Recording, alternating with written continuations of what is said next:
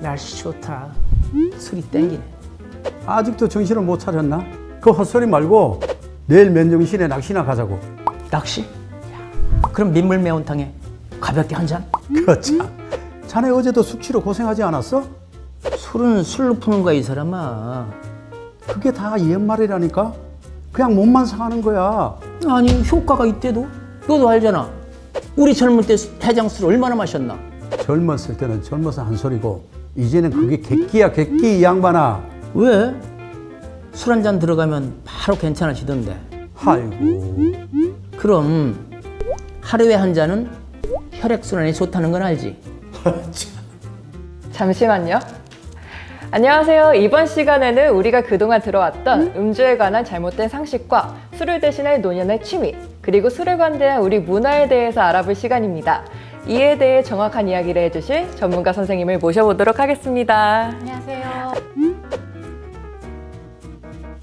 아마도 애주가분께서 궁금한 게 있으실 것 같은데요? 전문가 선생님.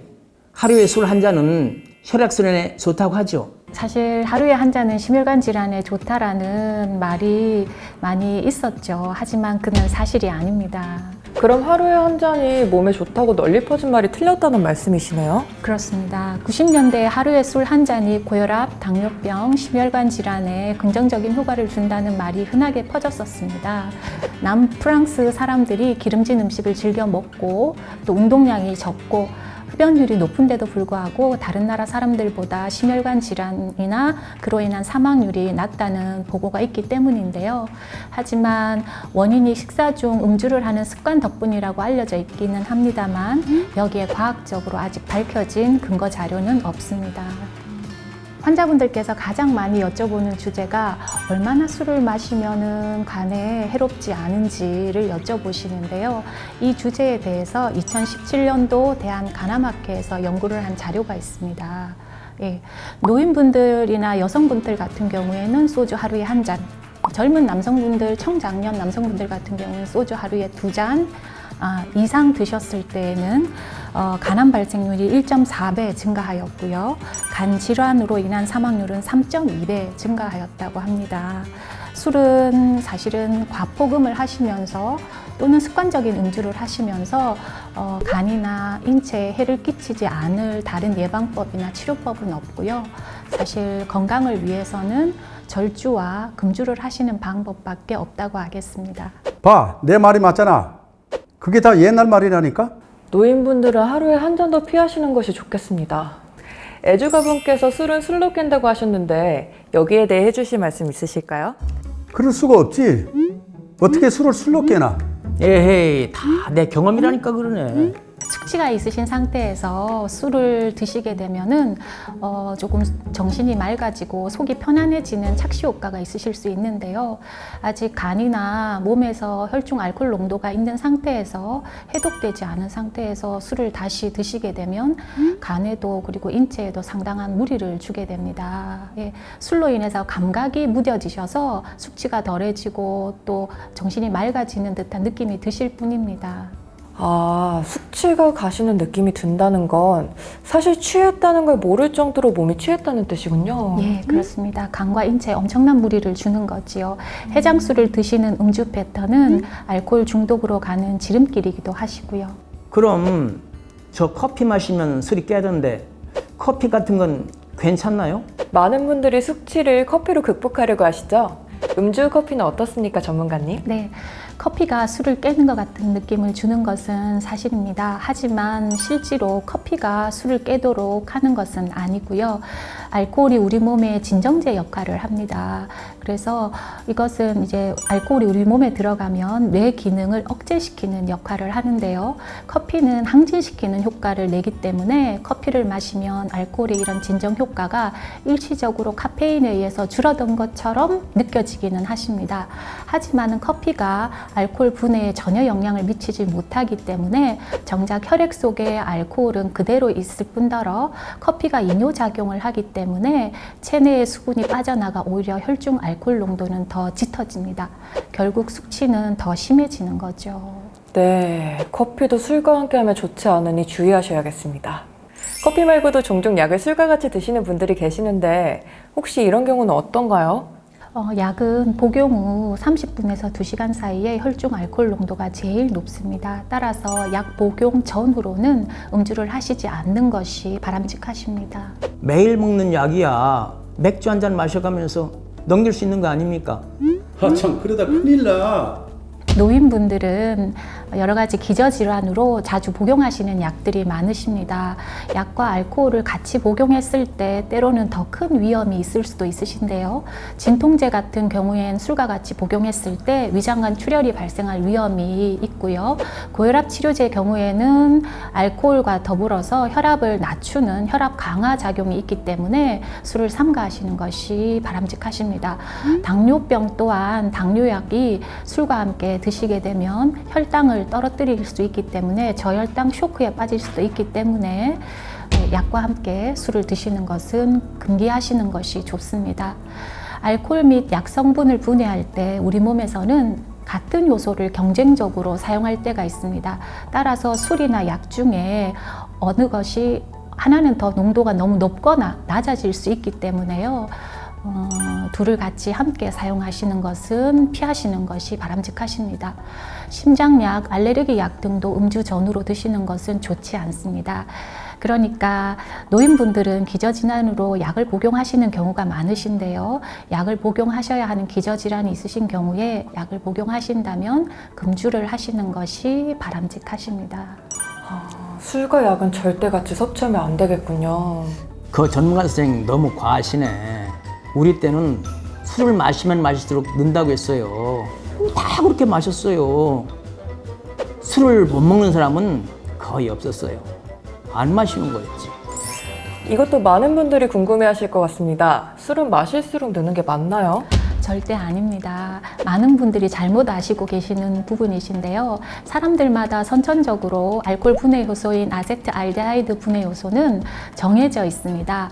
이 분해 요소가 알코올을 인체에 무해한 아세트산으로 만들어서 배출시키는 역할을 하는데요.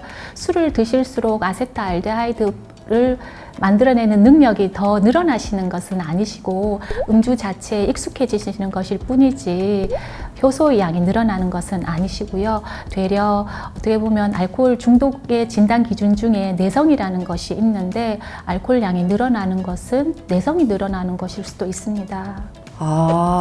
그럼 술을 못 마시는 사람이 계속 음주를 했을 때 술이 늘었다고 생각하는 것은 옳지 않은 것이군요. 네, 그렇습니다. 결국 내 몸이 감당할 수 있는 양보다 아무리 술을 더 많이 먹는다 해도 알코올을 분해하는 효소가 증가하거나 알코올을 분해하고 처리하는 신체 능력이 좋아지는 것이 아닙니다. 따라서 한두 잔의 술에도 얼굴이 금세 빨개지시는 분들은 거의 아세트알데하이드라는 알코올 분해 효소가 인체에서 만들어지지 않으시는 분들이기 때문에 소량의 알코올도 몸이 받아들일 수 없다는 증거이기도 합니다. 따라서 이런 분들에게 술을 강권하시는 사회 문화적인 사회 분위기도 바뀌어야 합니다.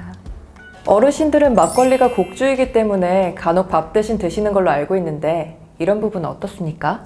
예, 어르신께서도 막걸리를 즐겨 드시는지요? 아유, 그야 물론이죠. 막걸리는 말입니다. 영양이 풍부합니다. 막걸리는 중노년층 남성의 다소비 식음료 중에 3위에 들어갈 만큼 굉장히 많이들 드시는데요. 예전 어르신들은 밥 대신 막걸리라는 말씀들을 많이 하셨죠. 힘겹게 노동을 하시고 나셔서 새참으로 막걸리로 노동의 힘겨움을 씻기도 하셨고요. 하지만 막걸리가 아무리 곡주라 해도 식사를, 밥을 대신할 수는 없겠습니다. 아무래도 영양적인 문제가 있을 것 같은데요. 네, 그렇습니다. 막걸리는 주 원료가 쌀, 밀이기 때문에 다른 술에 비해 포만감이 많은 건 사실입니다. 하지만 헛배가 차는 거죠. 순간적인 배고픔은 막걸리 한 사발로 견딜 수 있겠지만은 문제는 그것이 식사 한 끼 식사에 비해 영양이 턱없이 부족하기 때문에 식사 대용으로 자주 드시는 것은 영양 실조로 이어질 수 있다는 점입니다. 또한 알코올이 포함되어 있기 때문에 막걸리도 술이긴 하거든요. 예, 그래서 습관적으로 식사 대신 막걸리를 드시다 보면 알코올 중독으로 이어지기도 쉽습니다. 그러니까 곡주라서 밥 대신 막걸리를 드신다 하는 것은 사실은 영양 측면에서도 또 건강 측면에서도 또 알코올 중독으로 가시는 지름길이시기 때문에 식사를 하시는 것이 바람직하시고 식사 대신 막걸리를 드시는 것은 위험하십니다. 나 원샷. 아 그럼 술을 안 마시면 뭘 하라는 거요? 좋은 질문이네요. 노년기에는 음주 대신 어떤 일을 하며 시간을 보내면 좋을까요? 나랑 그 뭐야 볼링 치러 다니자니까? 볼링, 탁구, 당구, 게이트볼 같은 스포츠도 노년기에 하기 좋은 취미죠. 제가 제일 추천드리는 것은 유산소 운동인데요. 걷기, 수영, 고정식 자전거 타기와 같은 유산소 운동을 추천해 드립니다. 유산소 운동을 특히 추천하시는 이유가 있을까요? 네. 정기적으로 걷기만 하셔도 상하체 근력과 심폐 기능이 향상되시면서 일상생활 체력이 좋아지시고요. 심혈관 질환을 30 내지 40% 정도로 감소시킵니다. 더 좋은 점은 인지 기능까지 개선할 수 있다는 점인데요. 치매 위험률을 낮추고 기억력을 향상시키면서 몸뿐만 아니라 뇌까지 젊어지시는 효과가 유산소 운동에 있습니다. 그야 뭐 걷는 거 어렵지 않죠. 네, 게다가 유산소 운동은 스트레스, 우울증을 완화하는 효과가 있기 때문에 평소에 운동을 습관적으로 하시는 것이 매우 좋습니다. 만병통치약이네. 자, 음주를 꾸준히 하면 신체와 인지 기능을 저하시키지만 그 대신 유산소 운동을 꾸준히 하면 체력과 함께 인지 기능이 향상되고 우울증까지 해소시켜준다는 말씀이시네요. 술을 대신할 또 다른 노년기 취미 중 하나는 외국어 공부가 있습니다. 내가 학교 다닐 때는 머리가 굉장히 좋았어요. 외국어 같은 건 금방 배워요, 금방. 그건 누구 얘기하는 거야? 노년층의 외국어 공부는 치매 예방에 큰 효과가 있습니다. 평생 2개 국어를 사용하는 군과 평생 모국어만 사용하는 군을 비교했을 때 2개 국어를 사용하시는 그룹이 치매 발생 시기가 5년 정도 더 늦다는 연구 결과가 있습니다. 허허, 나도 이참에 불란서 말이나 배워야겠어. 그래? 나는 한자를 잘 하니까 중국어를 배우는 게 쉽겠어. 두 분 다 좋으신 선택입니다. 지금까지 음주를 대신할 노년기 취미생활로 운동과 외국어 공부를 말씀해 주셨는데요. 이 외에 더 있을까요? 사실 노년분들이 하실 수 있는 취미생활은 많지요. 예. 낚시도 좋고 색스폰이나 하모니카 같은 악기도 참 좋습니다. 특히 노인분들은 도예나 목공예 등도 많이 취미생활을 선택하시는 활동 중에 하나인데요.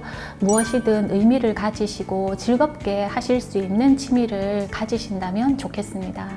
이게 말이야, 예전에는 다 술이랑 함께 하는 거였다고.